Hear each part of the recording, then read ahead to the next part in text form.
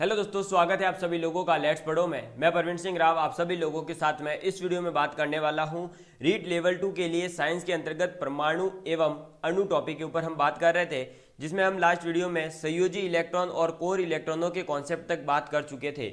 आज हमारा दोस्तों पहला पॉइंट रहेगा संयोजी इलेक्ट्रॉन और रासायनिक परमाणु के जो रासायनिक गुण है उनमें संबंध। ठीक है, तो रासायनिक गुणों में संबंध, इसके ऊपर हम बात करने वाले हैं। ठीक है, चलिए दोस्तों देखिए, अब संयोजी इलेक्ट्रॉन तो क्या होते हैं? वे इलेक्ट्रॉन जो सबसे 72वीं कक्षा में उपस्थित होते हैं।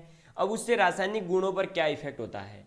सबसे पहला पॉइंट, संयोजी इलेक्ट्रॉनों की ऊर्जा जो है दोस्तों वो परमाणु में उपस्थित अन्य इलेक्ट्रॉनों की अपेक्षा अधिक होती है। पहले ही पॉइंट तो ये याद रखिएगा कि जितने भी संयोजी इलेक्ट्रॉन होंगे उसमें संयोजी इलेक्ट्रॉन की ऊर्जा उसके अन्य इलेक्ट्रॉनों से क्या होगी दोस्तों? अधिक होगी। तो अन्य इलेक्ट्रॉन से अधिक, ये एक तो याद रखिएगा। ठीक है, ये पॉइंट काम आएगा। सेकंड दोस्तों बात करते हैं कि जितने संयोजी इलेक्ट्रॉन होते हैं परमाणु की संयोजकता उतनी ही होती है। तो संयोजी इलेक्ट्रॉनों के द्वारा परमाणु की संयोजकता निर्धारित होती है। तो आप लिख सकते हैं संयोजी इलेक्ट्रॉन द्वारा परमाणु की संयोजकता संयोजकता निर्धारित निर्धारित होती है। ठीक है, जैसे कि देखिए एग्जांपल लेते हैं हम, तो आपने ले लिया दोस्तों सोडियम। सोडियम में क्या होता है? 10 तो होते हैं कोर इलेक्ट्रॉन, एक होता है संयोजी इलेक्ट्रॉन। तो ये जो एक संयोजी इलेक्ट्रॉन है इसे ही कहा जाएगा सोडियम की संयोजकता। ठीक है, ये बात आप याद रखिएगा। अब बात करते हैं दोस्तों कि संयोजी इलेक्ट्रॉन अगर समान हो जाए, क्या हो जाए? संयोजी इलेक्ट्रॉन अगर समान हो जाए, जैसे कि हमने एग्जांपल लिया सोडियम और फ्लोरीन। तो सोडियम में दोस्तों कितना है? देखो मैं एग्जांपल के माध्यम से फिर पॉइंट लिखवाऊंगा। सोडियम और फ्लोरीन, सोडियम का परमाणु क्रमांक 11, फ्लोरीन का 9। इसके पेयर बनेंगे 2, 8 और 1। इसमें पेयर बनेंगे 2 और 7। देखो इसमें तो ये एक इलेक्ट्रॉन क्या है? एक्स्ट्रा है। ये तो क्या है दोस्तों? एक्स्ट्रा है, यानी अधिक इलेक्ट्रॉन है। जबकि यहाँ पर एक इलेक्ट्रॉन की क्या है दोस्तों? कमी है। कमी क्यों कमी है? क्योंकि अगर यहाँ 8 हो जाएंगे तो फिर दोनों फिल हो जाएंगे। ठीक है, क्योंकि सेकंड कक्षा जो होती है उसमें 8 इलेक्ट्रॉन आ सकते हैं अधिकतम, यहाँ पर एक की कमी है। तो दोनों की देखो संयोजी इलेक्ट्रॉन एक एक है या नहीं है? तो अब इनकी संयोजकता जो होगी वो सेम होगी तो क्वांटिटी में, लेकिन जो साइन लगेगा वो अलग होगा। इस सोडियम की जो +1 संयोजकता होगी, क्या होगी दोस्तों? +1 संयोजकता में बस केवल साइन चेंज हो जाता है। ठीक है, यहाँ तो +1 संयोजकता है क्योंकि अधिक है एक, जबकि यहाँ पर इसकी -1 संयोजकता होगी। कितनी होगी? -1 संयोजकता। अब -1 क्यों होगी? -1 इसलिए क्योंकि यहाँ एक की कमी है। ठीक है, तो संयोजकता का कॉन्सेप्ट समझ में आ चुका होगा कि जितने संयोजी इलेक्ट्रॉन है उतनी ही संयोजकता होगी परिणाम में। लेकिन अगर हम बात करते हैं कि उसकी जो है दोस्तों चिन्ह है वो क्या होगा, तो वो हो सकता है अलग अलग हो। ठीक है, तो अब मैं यहां बात बताता हूं कि अगर संयोजी इलेक्ट्रॉन समान है जैसे सोडियम और फ्लोरीन के, तो उनमें रासायनिक गुणों में समानता पाई जा सकती है। ठीक है, तो ये बात आपको याद रखनी है कि अगर संयोजी इलेक्ट्रॉन समान है, मैं ठीक है यहीं पर लिख रहा हूं, देखो संयोजी इलेक्ट्रॉन समान हो तो रासायनिक रासायनिक गुण समान, ये बात आप याद रखिएगा। ठीक है, अगर संयोजी इलेक्ट्रॉनों की संख्या क्या हो? समान हो, तो उसमें रासायनिक गुण भी समानता में पाए जाते हैं। ठीक है, चलिए बढ़ते हैं नेक्स्ट पॉइंट की ओर। नेक्स्ट पॉइंट है दोस्तों हमारा फोर्थ, और वह कहता है कि संयोजी इलेक्ट्रॉनों की संख्या आवर्त सारणी में उस तत्व की वर्ग संख्या के बराबर होती है। आप लोगों ने आवर्त सारणी देख रखी होगी, जिसने नहीं देखी है उसे हम दिखाएंगे भी। ठीक है, एक पूरा पीरियोडिक टेबल के ऊपर एक पूरा लेक्चर आएगा जिसमें हम पूरी पीरियोडिक टेबल के बारे में बात करेंगे। तो जो संयोजी इलेक्ट्रॉन होते हैं दोस्तों उतना ही उसका, देखिए बात करते हैं संयोजी इलेक्ट्रॉन की संख्या आवर्त सारणी में तत्व के या कि वर्ग संख्या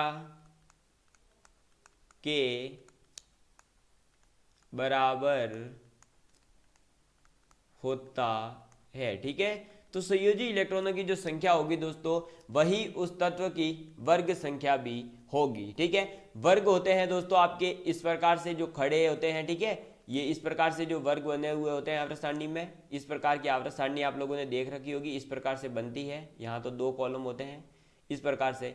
तो ये जो दोस्तों इस प्रकार से कट मारे जाते हैं, ये टोटल 18 वर्ग उपस्थित है। ठीक है, तो कितने ये तो होते हैं दोस्तों आवर्त, जो ये आईडी लाइनें हैं ये तो क्या कहलाते हैं दोस्तों, आवर्त कहलाते हैं। जबकि जो ये कट होते हैं ऐसे, ये लाइनें क्या कहलाती है, वर्ग कहलाती है। तो टोटल 18 वर्ग उपस्थित होते हैं और 7 आवर्त उपस्थित होते हैं। उसमें वर्ग संख्या कौन सी होगी, जितनी उस तत्व की क्या होगी, संयोजी इलेक्ट्रॉनों की संख्या होगी। ठीक है दोस्तों, ये बात आपको समझ में आ चुकी होगी। अब बढ़ते हैं दोस्तों संयोजी इलेक्ट्रॉनों का महत्व की ओर। कहाँ दोस्तों, संयोजी इलेक्ट्रॉनों का महत्व क्या है। ठीक है, तो आप लिखिए संयोजी इलेक्ट्रॉन का महत्व। इनका महत्व क्या है, ये क्या काम के हैं संयोजी इलेक्ट्रॉन। तो पहला पॉइंट तो दोस्तों यही है कि कोई भी रासायनिक अभिक्रिया हो उसमें परमाणु के संयोजी इलेक्ट्रॉन ही भाग लेते हैं। आप लिख लीजिए रासायनिक अभिक्रिया, जो भी रासायनिक अभिक्रिया होती है दोस्तों, उन रासायनिक अभिक्रिया में परमाणु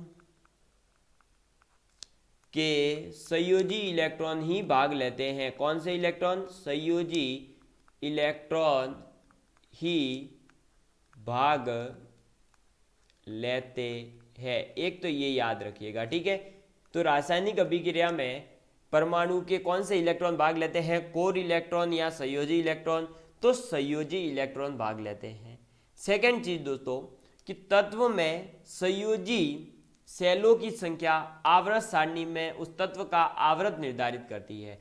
यानी कि उसका संयोजी सेल कौन सा है, यानी उसकी संयोजी कक्षा कौन सी है, पहली है, दूसरी है, तीसरी है, चौथी है। जैसे सोडियम की है तो तीसरी होती है, तो उस प्रकार से उसका आवर्त कौन सा होगा वह जो है दोस्तों निर्धारित होता है। तो आप लिख लीजिए कि तत्व के संयोजी सेल यानी कि मेरे कहने का मतलब है उसकी संयोजी कक्षा कौन से नंबर पर आ रही है। तो संयोजी कक्षा की संख्या आवर्त सारणी में उस तत्व का आवर्त निर्धारित करती है। क्या निर्धारित करती है दोस्तों, आवर्त निर्धारित करती है। ये बात आपको याद रखनी है कि तत्व के संयोजी सेल जो होंगे, संयोजी कक्षा जो होगी, उसकी जो संख्या है वही आवर्त सारणी में उस तत्व का आवर्त होगा। तो आवर्त सारणी में मैंने आपको आवर्त और वर्ग निर्धारित करना सिखा दिया। संयोजी इलेक्ट्रॉनों की संख्या वर्ग के बराबर होती है। तो आप यहाँ पर एक नोट डाल के जो है दोस्तों की वर्ड जो बोलते हैं ना, शॉर्ट नोट्स, वो बना लीजिए। देखिए कि अगर संयोजी इलेक्ट्रॉन है तो वह तो बराबर होंगे वर्ग के, और जो दोस्तों आपके संयोजी कक्षा होगी वह किसके बराबर होगी, आवर्त के। ये होता है एक प्रकार से की नोट्स, और ये याद हो गया तो हमारे 2 पॉइंट याद करने की जरूरत नहीं। लेकिन हमें फिर क्या याद करना पड़ेगा, केवल संयोजी इलेक्ट्रॉनों का 1 पॉइंट की रासायनिक अभिक्रिया में भाग लेते हैं, और उसमें जो है रासायनिक अभिक्रियाओं, रासायनिक गुणों और संयोजी इलेक्ट्रॉनों के मध्य संबंध में 3 पॉइंट, क्योंकि 2 पॉइंट तो यहीं कंप्लीट हो गए एक एक लाइन में। ठीक है, तो ये बातें आप लोगों को समझ में आ चुकी होगी। अब हम बात करते हैं दोस्तों उनके इलेक्ट्रॉनिक विन्यास जो आप लोगों ने देखे हैं कि 1s2, 2s2, 2p6, 3s2, 3p6, इस प्रकार से। तो परमाणु कक्षकों में इलेक्ट्रॉन भरे किस प्रकार से जाते हैं। ठीक है, इनकी कक्षाओं में जो इलेक्ट्रॉन भरे जाते हैं उसके लिए कुछ अलग अलग नियम है, जैसे कि ऑफबाउ प्रिंसिपल है एक, तो एक होता है दोस्तों आपका पाउली का अपवर्जन सिद्धांत, एक होता है हुंड का नियम, और फिर आगे जाकर के आप जो है इन्हें पूरा भरना सीखेंगे, उसमें एक आएगा ऊर्जा स्तर का क्रम। ठीक है, तो अब सबसे पहले हम बात करते हैं दोस्तों ऑफ बाउ का नियम। ये भाई ऑफ बाउ जो है ये क्या कहते हैं, तो आप लिखिए ऑफ बाउ का नियम। ये दोस्तों ऑफ बाउ का जो नियम है ये कहता है कि सब सेलों में इलेक्ट्रॉनों का क्रमिक प्रवेश ही ऑफ बाउ सिद्धांत कहलाएगा। और इनका कहना है कि जिस भी सब सेल के लिए हम क्या करेंगे दोस्तों, एक एक एक एक इलेक्ट्रॉन भरते जाएंगे। हम क्या करेंगे, एक एक एक एक इलेक्ट्रॉन भरते जाएंगे, क्योंकि ऑफ बाउ जो है इसका मतलब ही होता है कि एक एक करके जोड़ने का सिद्धांत। लेकिन इसमें फिर भी दो नियम आते हैं। पहला आता है कि एन और एल का मान न्यूनतम होना चाहिए। अभी एन और एल क्या होते हैं इसके बारे में भी मैं बताऊंगा अभी। ठीक है, तो अभी आपको केवल यहाँ पर क्या लिखना है कि ऑफ बाउ का नियम यानी कि सब सेलों में इलेक्ट्रॉनों का क्रमिक प्रवेश, बस इसे ही कहा जाता है ऑफ बाउ का नियम। ठीक है, तो आप लिख लीजिए सब सेलों यानी कि उप कक्षाओं में, तो सब सेलों में इलेक्ट्रॉनों का क्रमिक प्रवेश, क्रमिक क्रम वाइज जो प्रवेश होता है उसे ही कहा जाता है। तो सब सेलों में इलेक्ट्रॉनों का क्रमिक प्रवेश ऑफ बाउ सिद्धांत कहलाता है। ठीक है, अब इसमें भी दो नियम है, उन नियम के बेस पर ये इलेक्ट्रॉन भरे जाते हैं। तो पहला लिख लीजिए आप, जिस सब सेल यानी जिस उप कक्षा के लिए n प्लस एल, कौन सा n प्लस एल का मान, ठीक है ये मैं बताऊंगा अभी n और l क्या है इनके बारे में। n प्लस एल का मान न्यूनतम होता है, न्यूनतम यानी कि कम होता है, जिनका सबसे कम होगा उसमें इलेक्ट्रॉन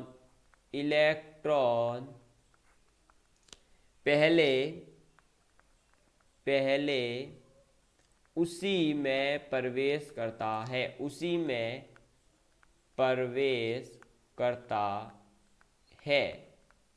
ठीक है, अब ये n और l जो है दोस्तों, ये जब मैं आपको अभी इससे जस्ट आगे ये 2 पॉइंट लिखवाने के बाद मैं पढ़ाऊंगा आपको क्वांटम संख्या है, उसमें मैं पढ़ाऊंगा मुख्य क्वांटम संख्या जिसे n से निरूपित किया जाता है, फिर द्विगुणित क्वांटम संख्या जिसे l से निरूपित किया जाता है, चुंबकीय क्वांटम संख्या जिसे m से निरूपित किया जाता है, और चक्रण क्वांटम संख्या जिसे s से निरूपित किया जाता है। तब आपको ये n और l का नियम समझ में आ जाएगा। ठीक है, तो अभी आप केवल ये लिख लीजिए कि जिसमें n प्लस एल का मान न्यूनतम होगा उसमें इलेक्ट्रॉन सबसे पहले जाएगा। दूसरी चीज, अगर दोस्तों n प्लस एन का मान भाई समान हो जाए, क्या हो जाए, बराबर हो जाए, तो उस सब सेल में इलेक्ट्रॉन जाता है जिसके लिए n का मान कम हो। ठीक है, तो n प्लस एल एक ही हो तो n का मान कम होगा, वहां पहले इलेक्ट्रॉन जाएगा। ये बात आप याद रखिएगा। ठीक है, तो जहां पर n प्लस एल की वैल्यू इक्वल आ जाए, जैसे कि मैंने एक एग्जांपल लिया, सपोज करिए आप कि एक तो मैंने लिया दोस्तों आप क्या 3s, क्या लिया 3s, और एक ले लिया 2p। ठीक है, अब इन दोनों में क्या होगा कि n और l की वैल्यू जब बराबर आ जाएगी, क्यों, क्योंकि s के लिए जो l की वैल्यू है दोस्तों वह होती है 0, जबकि p के लिए होती है 1, तो n कितना है 2। ठीक है, देखो मैं एग्जांपल से यहाँ पर समझा देता हूँ, आगे समझ में और अच्छे से आएगा, अभी केवल नोट करना है फिर भी समझाता हूँ। देखो अब s के लिए l की वैल्यू दोस्तों 0 होती है, तो 3 प्लस 0 तो कितना हो गया 3, क्योंकि ये जो आगे है ये n होता है, और यहाँ पर कितना हो जाएगा 2 प्लस 1 3। तो अब बताओ पहले इलेक्ट्रॉन कहाँ जाएगा, इस 2p में पहले इलेक्ट्रॉन भरा जाता है, इसीलिए ऑर्डर क्या होता है इलेक्ट्रॉन भरने का 1s 2s 2p 3s 3p 4s 3d 4p 5s 4d 5p 6s 4f 5d 6p 7s 5f। ठीक है, ये होता है दोस्तों ऊर्जा स्तर का क्रम, जो कि इन दोनों नियमों को इकट्ठा करने पर आता है और इसे ऑफ बाउ का नियम कहा जाता है। तो पहला नियम क्या है, n प्लस एल जिसके लिए न्यूनतम उसमें इलेक्ट्रॉन, अगर दोनों बराबर आ जाए n प्लस एल दो परमाणुओं के लिए या दो इलेक्ट्रॉनों के लिए, तो क्या करेंगे n का मान जहाँ कम होगा वहाँ। ठीक है, अब मैं आपको ऊर्जा स्तर का क्रम लिखवा रहा हूँ, वह लिख लीजिए। तो ऊर्जा स्तर का कर्म, ठीक है। ऊर्जा स्तर का कर्म क्या होता है, ये इलेक्ट्रॉन बनने का है। पहले किस में आएगा 1s, फिर 2s, फिर 2p, फिर 3s, फिर 3p, फिर 4s, फिर 3d, फिर 4p, फिर 5s, फिर 4d, फिर 5p, फिर 6s, उसके बाद में 4f, उसके बाद में 5d, और उसके बाद में 6p, उसके बाद में 7s, इसके बाद में 5f। सर ये तो भाई साहब क्या बनवा दिया आपने, 1s 2s 2p, हमें तो पता ही नहीं चला। अरे यार इसको याद करने की ट्रिक भी तो बताऊंगा मैं, तुम क्यों टेंशन लेते हो, ठीक है। इसको याद करने की ट्रिक भी मैं बताऊंगा, लेकिन आपको क्या जरूरत है पहले, कि आपको पहले जरूरत है पढ़ने की। ये याद करना है अल्टीमेटली, हमें तो किसी भी प्रकार से ये याद हो, बस याद हो जाना चाहिए। तो आप एक बार जो दोस्तों मेरे साथ बोलिए कि 1s 1s, 2s 2s, 2p 2p, 3s 3s, 3p 3p, 4s 4s, 3d 3d, 4p 4p, 5s 5s, 4d 4d, 5p 5p, 6s 6s, 4f 4f, 5d 5d, 6p 6p 6p, 7s 7s, 5f 5f, ठीक है। ये आपको as it is ऐसे कैसे याद करनी है। और दोस्तों जिसको याद ना हो वो कमेंट करना कि सर इसकी ट्रिक बता दो, तो मैं इसकी एक ट्रिक बताऊंगा, लेकिन अभी नहीं बता रहा, ठीक है। तो ऊर्जा स्तर का ये क्रम है जो आपने नोट डाउन कर लिया होगा। अब मैंने बताया था अभी जस्ट कि क्वांटम संख्या के बारे में बात करूंगा। तो क्वांटम संख्याएं है क्या और ये कितनी होती है। क्वांटम संख्याएं दोस्तों होती है आपके 4, ठीक है। कौन कौन सी, तो देखो सबसे पहली n, फिर l, फिर s, और फिर आपके m। ये 4 क्वांटम संख्याएं हैं जिनके बारे में हमें अगर जानकारी हो जाए तो हम जो है दोस्तों ये 1s 2s 2p 3s ये क्यों लिखा इसके बारे में पता लगा सकते हैं, ठीक है। तो देखिए दोस्तों अब हम बढ़ते हैं आगे और इन एक एक संख्याओं के बारे में बात करते हैं। क्वांटम संख्याएं क्या है पहले देखो, तो वे संख्याएं हैं जो किसी इलेक्ट्रॉन की स्थिति तथा उसकी ऊर्जा की जानकारी देती है, ठीक है। क्वांटम संख्या क्या होती है, तो आप लिख लीजिए दोस्तों, देखो क्वांटम संख्या, ठीक है, या क्वांटम संख्या है क्योंकि 4 है तो क्वांटम संख्या है ये क्या देती है दोस्तों हमें, एक तो इलेक्ट्रॉन की स्थिति, क्या देती है, इलेक्ट्रॉन की स्थिति, और इसके साथ में इलेक्ट्रॉन की ऊर्जा। तो इलेक्ट्रॉन की स्थिति और ऊर्जा को कौन बताता है, क्वांटम संख्या है। ये होती कितनी है, 4।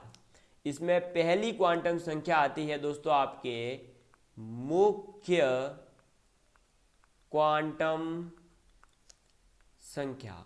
अब मुख्य क्वांटम संख्या कौन सी होती है, इसे किससे निरूपित करते हैं, मुख्य क्वांटम संख्या इसे n से निरूपित करते हैं, किससे, n से निरूपित करते हैं, पहले तो ये याद रखिएगा। और इस n की वैल्यू दोस्तों 1 2 3 अप टू इनफाइनाइट तक जाती है, ठीक है। तो मुख्य क्वांटम संख्या निरूपित किससे होगी, n से, क्योंकि क्वेश्चन यही आता है, कुछ भी दे देंगे, बोलेंगे सोडियम के संयोजी इलेक्ट्रॉन की मुख्य क्वांटम संख्या क्या है, तो संयोजी इलेक्ट्रॉन किस में आएगा उसका n बताऊंगा मैं, सब इस टाइप के क्वेश्चन करवाऊंगा। लेकिन अभी केवल याद रखना क्वांटम संख्या n से निरूपित होती है, n की वैल्यू 1 2 3 4 5 6 7 8 9 10 11 इनफाइनाइट तक जाती है, ठीक है। फिर बात आती है दोस्तों द्विगुणसी क्वांटम संख्या। अब द्विगुणसी क्वांटम संख्या क्या होती है, तो द्विगुणसी क्वांटम संख्या इसे L से निरूपित करते हैं, किससे दोस्तों, L से। और L की वैल्यू 0 से स्टार्ट होगी और कहाँ तक जाएगी, n-1 तक, ठीक है। कहाँ तक, n-1 तक। ये क्या सिस्टम है, तो देखो अगर किसी के लिए n की वैल्यू 1 है तो उसके लिए l की वैल्यू 0 होगी, क्योंकि 0 से n-1, n की वैल्यू 1 थी, 1-1 0 यानी 0 तक ही जाएगी। 2 है तो 0 और 1, 3 है तो 0 1 2 3, ठीक है। इस प्रकार से आपको 4 हो जाए तो 3 तक जाएगी, 5 है तो 4 तक, मतलब जहां तक n है उससे एक कम तक जाती है द्विगुणित क्वांटम संख्या l की वैल्यू। तीसरी क्वांटम संख्या आती है दोस्तों चुंबकीय क्वांटम संख्या। कौन सी? चुंबकीय क्वांटम संख्या। चुंबकीय क्वांटम संख्या को m से निरूपित करते हैं। किससे? m से निरूपित करते हैं। और m की वैल्यू कितनी होती है? तो -l से, यानी कि l की वैल्यू जो है दोस्तों वहां से लेकर के, जैसे अगर l की वैल्यू 3 है तो -3 से लेकर के +3 तक, यानी -3, -2, -1, 0, +1, +2, +3, ये सब क्या होगी? चुंबकीय क्वांटम संख्या, और इन्हें m से निरूपित किया जाएगा। चौथी क्वांटम संख्या कौन सी है? तो चौथी क्वांटम संख्या है दोस्तों चक्रण क्वांटम संख्या। ठीक है, चक्रण क्वांटम संख्या यानी कि स्पिन, इसे s से निरूपित करेंगे। ठीक है, और इस s की वैल्यू हमेशा फिक्स है, या तो दोस्तों +½ होगी या -½ होगी, जो भी आपकी इच्छा करे आप बोल ले सकते हो। किसी भी इलेक्ट्रॉन के लिए डिसाइडेड नहीं है। हम अभी आगे पढ़ेंगे तो मैं बताऊंगा कि इलेक्ट्रॉन भरते समय हम एक का तीर ऊपर रखते हैं, दूसरे का नीचे, तो ये इसको आप प्लस मान सकते हैं, इसको माइनस, इसको माइनस, इसको प्लस, किसी को भी कुछ भी कर सकते हैं। ठीक है, अब देखिए हम पहले क्वांटम संख्या याद कर लेते हैं। क्वांटम संख्या कौन सी संख्या है? वे संख्या है जो इलेक्ट्रॉन की स्थिति और उसकी ऊर्जा को बताती हो। ये कितनी होती है? तो ये दोस्तों 4 होती है। कौन कौन सी? मुख्य क्वांटम संख्या n से निरूपित होती है, n equal to 1 2 3 4 up to infinite. द्विगुणित क्वांटम संख्या जो कि l से निरूपित की जाती है, इसे एजीमुथल क्वांटम संख्या भी कहते हैं। मुख्य क्वांटम संख्या यानी कि मेन क्वांटम संख्या। ठीक है, चुंबकीय क्वांटम संख्या यानी कि मैग्नेटिक क्वांटम संख्या, और जो आगे हमने पढ़ेंगे चक्रण क्वांटम संख्या, जिसे हम कहते हैं स्पिन क्वांटम संख्या। इसीलिए इनका नाम इंग्लिश के वर्ड से लिया गया है। मुख्य क्वांटम संख्या n, द्विगुणित क्वांटम संख्या l, चुंबकीय m और चक्रण s से निरूपित की जाती है। ठीक है, ये थी दोस्तों चक्रण की जो क्वांटम संख्या है इलेक्ट्रॉन के लिए वे। और ऑफबाउ का नियम पढ़ा कि जिस सब सेल के लिए n+l का मान न्यूनतम होगा उसमें इलेक्ट्रॉन पहले जाएगा। अगर n+l का मान बराबर आता है तो उसमें इलेक्ट्रॉन पहले जाएगा जहां पर n की वैल्यू न्यूनतम होगी। और ऊर्जा स्तर का कर्म जो है मैंने आपको लिखवा दिया, आप इसे एज इट इज याद कर लीजिएगा। 1s 2s 2p 3s 3p 4s 3d 4p 5s 4d 5p 6s 4f 5d 6p 7s और 5f। इसको लिख करके डेली सुबह शाम सुबह शाम सुबह शाम बस पढ़ते रहिए। रटने बैठोगे तो याद नहीं होगा। सुबह शाम डोज लेते रहना इसका। जैसे बुखार आने पर हम सुबह शाम दवाइयाँ लेते हैं, उसी तरह इसको लेते रहना, दवाई के रूप में आपका काम बन जाएगा। ठीक है, अब दोस्तों आगे बात आती है पाउली का अपवर्जन सिद्धांत। पाउली का अपवर्जन सिद्धांत ये कहता है कि एक ही परमाणु में उपस्थित 2 इलेक्ट्रॉनों की कभी भी चारों क्वांटम संख्याएं समान नहीं हो सकती। और ये कॉमन सी बात है। देखो मैं बताता हूं कैसे नहीं हो सकती। देखिए n की वैल्यू मान लीजिए आपने ले ली 2, द्विगुणित क्वांटम संख्या आ गई 0 और 1, तो ये दोनों तो इक्वल नहीं है। फिर भी हम बोल देते हैं कि क्वांटम संख्या भाई 0 और 1 2 है, तो 2 मान लो भाई। मुख्य क्वांटम संख्या भी 2 है, चुंबकीय क्वांटम संख्या भी 2 आ गई। लेकिन जब हम चक्रण क्वांटम संख्या पर आते हैं तो ये कभी भी 2 इलेक्ट्रॉनों के लिए सेम हो ही नहीं सकता, क्योंकि 2 इलेक्ट्रॉनों का स्पिन अलग अलग होता है। तो जो राइट साइड घूम रहा है उसके लिए प्लस आप ले लो, और जो लेफ्ट हैंड साइड घूम रहा है उसके लिए माइनस ले लो, या माइनस प्लस उल्टीनेट कर लो। तो चारों क्वांटम संख्याएं सेम नहीं हो सकती। ये पाउली का अपवर्जन सिद्धांत है। तो आप लिख लीजिए पाउली का अपवर्जन सिद्धांत। ठीक है, ये क्या है?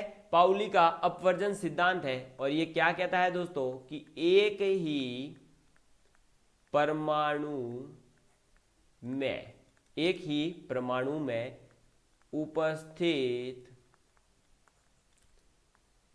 2 इलेक्ट्रॉनों की चारों क्वांटम संख्याएं, चारों क्वांटम संख्या समान नहीं हो सकती है। ठीक है, ये बात आपको याद रखनी है। पाउली का अपवर्जन सिद्धांत ये कहता है। ऑफ-बाउ का नियम पढ़ा दिया, पाउली का अपवर्जन सिद्धांत पढ़ा दिया। अब हम बढ़ते हैं आगे और नेक्स्ट है दोस्तों हमारा हुंड का नियम। क्या है दोस्तों? हुंड का नियम। ठीक है, ये हुंड का नियम क्या कहता है? तो हुंड का नियम कहता है कि हुंड के नियम के अनुसार दोस्तों उच्चतम गुणन का नियम भी कहा जाता है। पहली बात तो ये याद रखिएगा कि वह जो हुंड का नियम है इसे ही कहा जाता है उच्चतम गुणन का नियम। ठीक है, अब इस नियम के अनुसार क्या होता है कि समान ऊर्जा वाले जो ऑर्बिटल्स है, समान ऊर्जा वाले जो कक्षक है, उनमें पहले एक एक इलेक्ट्रॉन जाता है, उसके बाद में दूसरा दूसरा इलेक्ट्रॉन आता है। ये कहा है हुंड ने। इनके कहने का तात्पर्य केवल ये है कि कक्षकों में जब आप इलेक्ट्रॉन भरते हैं तो ऐसा नहीं है कि एक ही कक्षक में दोनों इलेक्ट्रॉन एक साथ, नहीं, पहले एक एक इलेक्ट्रॉन भरिए, अगर बचते हैं तो दूसरा दूसरा इलेक्ट्रॉन डाल सकते हैं, और एक कक्षक में हमेशा 2 इलेक्ट्रॉन ही आते हैं। तो इसे क्या कहा जाता है वह पता होना चाहिए। इसे उच्चतम गुणन का नियम कहते हैं। ठीक है, इसे उच्चतम गुणन का नियम भी कहते हैं, और इस नियमानुसार, इस नियम के अनुसार प्रत्येक, या फिर आप लिख सकते हैं कि समान ऊर्जा वाले ऑर्बिटलों, समान ऊर्जा वाले ऑर्बिटलों में पहले एक एक इलेक्ट्रॉन प्रवेश करता है। ठीक है, अब ये जो भी आज लिखवाया है ना, ये मुझे पता है किसी को कुछ समझ नहीं आ रहा होगा, सोच रहे होंगे ये क्या लिखवा रहे हैं सर, यार कौन सा इलेक्ट्रॉनिक विन्यास है, ये क्या है। तो नो टेंशन रहो भाई, इसकी गारंटी मैं लेता हूं कि जब मैं इसका एग्जाम्पल करवाऊंगा तो पूरे ये नियम बताते हुए आपको एक एग्जाम्पल में पूरे कॉन्सेप्ट क्लियर कर दूंगा। बस आज आपका काम क्या है कि हुंड के नियम तक जो भी मैंने लिखवाया है, ऑफ-बाउ का नियम, क्वांटम संख्या, पाउली अपवर्जन और हुंड का नियम, ये याद कर लेना। इसको जब याद कर लोगे, समझ जाओगे, तो कल जो मैं दोस्तों आपको एग्जाम्पल करवाने वाला हूं और मैं जो आपको होमवर्क देने वाला हूं उसमें आपके हर डाउट क्लियर हो जाएगा। ठीक है, और इससे किस प्रकार का क्वेश्चन पूछा जाता है वो भी मैं कल की वीडियो में डिस्कस करने वाला हूं। रीड का पेपर मैं पहले ही सॉल्व करवा चुका हूं, आप जा करके प्लेलिस्ट में, मैथ्स की प्लेलिस्ट में एंड में वीडियो है वो देख सकते हैं। ठीक है, तो आज हमने क्या क्या पढ़ा उसके बारे में थोड़ा सा रिविजन कर लेते हैं। पहले सबसे पहले हमने दोस्तों क्या पढ़ा है, देखिए, तो सबसे पहले पढ़ा संयोजी इलेक्ट्रॉन और रासायनिक गुणों में संबंध। तो संयोजी इलेक्ट्रॉनों की ऊर्जा अधिक होती है अन्य इलेक्ट्रॉनों के कंपैरिजन में। संयोजी इलेक्ट्रॉन द्वारा परमाणु की संयोजकता निर्धारित होती है। संयोजी इलेक्ट्रॉन अगर समान हो जाए तो रासायनिक गुण समानता प्रदर्शित करते हैं। और फिर हमने बात करी संयोजी इलेक्ट्रॉनों की संख्या आवर्त सारणी में उस तत्व की वर्ग संख्या के बराबर होती है। ठीक है, आवर्त क्या होते हैं, वर्ग क्या होते हैं, ये भी बता दिया। संयोजी इलेक्ट्रॉन का महत्व क्या है, तो रासायनिक जो अभिक्रियाएं होती है, रासायनिक मतलब केमिकल रिएक्शंस होती है, उनमें कौन से इलेक्ट्रॉन भाग लेते हैं, तो संयोजी इलेक्ट्रॉन ही भाग लेते हैं। तत्व के संयोजी सेल की जो संख्या होती है, यानी कि तत्व जो है उसका संयोजी कक्षा कौन सी है, वही उस तत्व का आवर्त भी निर्धारित करता है। और वर्ग कौन निर्धारित करेगा, उसमें उपस्थित वैलेंस इलेक्ट्रॉन यानी कि संयोजी इलेक्ट्रॉन। ठीक है, संयोजी कक्षा क्या निर्धारित करेगी, आवर्त। नेक्स्ट हमने बात करी ऑफ-बाउ का नियम। तो सब सेलों में इलेक्ट्रॉनों का जो क्रमिक प्रवेश होता है उसे ही कहा जाता है ऑफ-बाउ सिद्धांत। ठीक है, ऑफ-बाउ का मतलब ही होता है एक एक करके जोड़ने का सिद्धांत। और जिस सब सेल के लिए n+l का मान न्यूनतम होता है उसमें इलेक्ट्रॉन पहले जाता है। जिसके लिए n+l का मान बराबर आ जाए उसमें जहां n कम होगा वहां पहले इलेक्ट्रॉन जाएगा। मैंने एग्जाम्पल बता दिया 2p और 3s का। फिर हम बात करते हैं दोस्तों ऊर्जा स्तर की। तो 1s, 2s, 2p, 3s, 3p, 4s, 3d, 4p, 5s, 4D 5P 6S 4F 5D 6P 7S और 5F। इसको मैं कल एक ट्रायंगल के माध्यम से समझाऊंगा, तब तक ये आप याद कर लीजिए, क्योंकि ट्रायंगल तब समझ आएगा और वह तब हेल्पफुल है जब हमें ये पूरा याद हो। ठीक है, नेक्स्ट हमने बात करी दोस्तों क्वांटम संख्याओं के बारे में। क्वांटम संख्या क्या होती है? तो इलेक्ट्रॉन की स्थिति और ऊर्जा बताने वाले संख्याओं को क्वांटम संख्या कहते हैं। ये चार होती है: क्वांटम संख्या, द्विगुणित क्वांटम संख्या, चुंबकीय क्वांटम संख्या और चक्रण क्वांटम संख्या।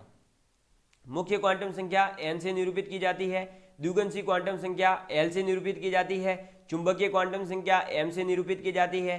मुख्य क्वांटम संख्या की वैल्यू 1 से इनफाइनाइट, द्विगुणित क्वांटम संख्या की 0 से n-1, चुंबकीय की -l से +l। ठीक है, फिर हमने बात करी चक्रण क्वांटम संख्या s से, तो +12 या फिर -12 होती है। पाउली का अपवर्जन सिद्धांत क्या कहता है? एक ही परमाणु में उपस्थित इलेक्ट्रॉनों की चारों क्वांटम संख्याएं कभी भी समान नहीं हो सकती है, यानी कि n l m s की वैल्यू चारों समान नहीं हो सकती। यहां से क्वेश्चन IIT JEE मेंस तक में पूछा गया है, तो आपके रीट में तो क्वेश्चन बन ही सकता है, मैं आपको बताऊंगा। ठीक है, नेक्स्ट बड़ा है हुंड का नियम। इसे उच्चतम गुणन का नियम भी कहते हैं, और इस नियम के अनुसार समान ऊर्जा वाले ऑर्बिटलों में पहले एक एक इलेक्ट्रॉन प्रवेश करता है, बाद में दूसरा इलेक्ट्रॉन प्रवेश करता है। अब इस पूरी थ्योरी को आप पढ़ लीजिएगा, नोट्स बना लीजिएगा, याद कर लीजिएगा। फिर हम जो है दोस्तों कल मैग्नीशियम है, सोडियम है, एल्यूमिनियम है, इसके कुछ जो है मतलब अपवाद जो होते हैं, एक्सेप्शंस जो होते हैं वो भी है, जैसे क्रोमियम, कॉपर, उनमें ये नियम फॉलो नहीं होंगे, उनकी पूरी डिटेल में बात करेंगे। उसके बाद में आपका ये परमाणु और अणु टॉपिक से एक भी क्वेश्चन बाहर नहीं जाएगा। ठीक है दोस्तों, थैंक यू।